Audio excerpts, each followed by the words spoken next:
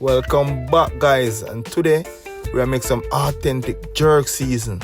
We have some browning, we have some pimento seeds, we have some brown sugar, we have some thyme, we have some ginger, we have some Scotch bonnet pepper, we have onions, we have some garlic, we have some scallions, we have some dry jerk seasons, and we have some white vinegar. Last but not least, we have some vegetable oil. And guys, remember to share, like, and subscribe.